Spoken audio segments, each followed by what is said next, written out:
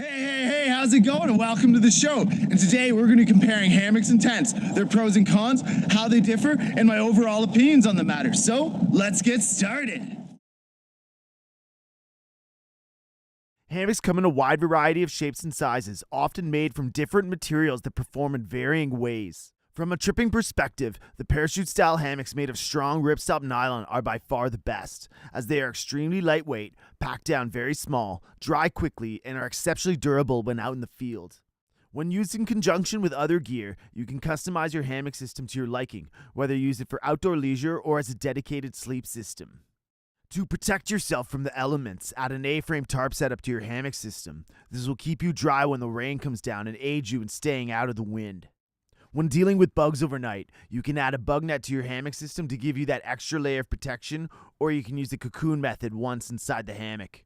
To use the cocoon method, add a small weight like a water bottle or an electronic device to the carrying pouch attached to the side of the hammock. Then simply throw it up and over yourself, essentially cocooning yourself in the hammock while keeping those nasty bloodsuckers outside.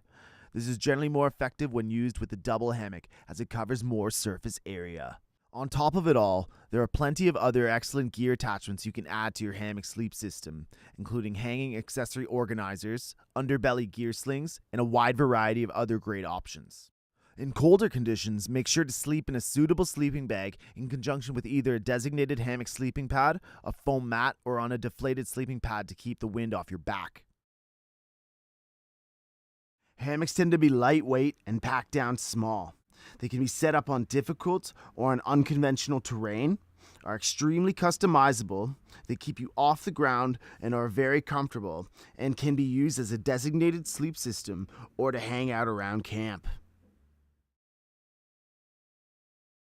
They require trees to function, leaves you slightly more exposed to the elements, generally not very effective for accommodating multiple occupants. There's always a possible risk of falling, and generally less privacy when in group settings.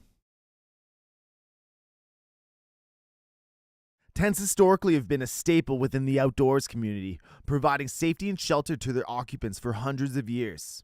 Tents come in a wide variety of shapes and sizes, with many differing design features that will accommodate a wide variety of users.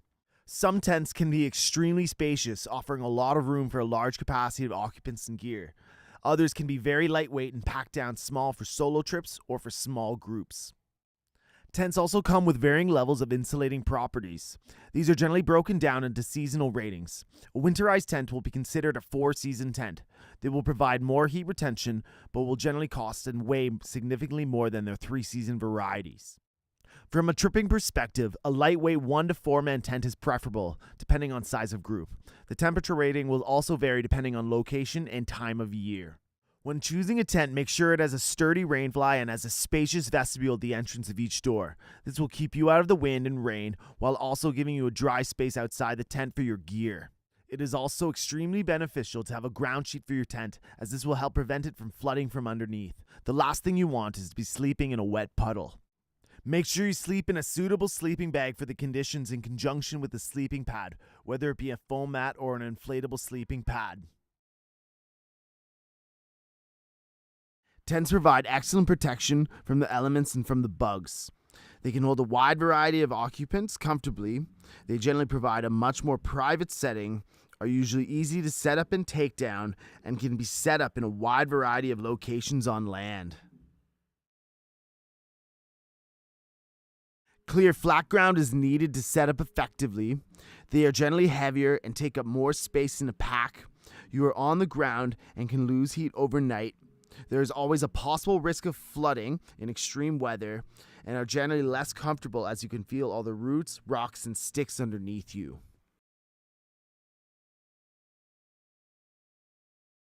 A hammock tent is essentially a hybrid of sorts, generally purchased in one nicely packaged product, loaded with all the essentials including a rainfly, bug net, and webbing straps. They come in a wide variety of shapes and sizes, and are generally much more effective at housing multiple occupants effectively than standard hammocks, while still providing that extra level of comfort.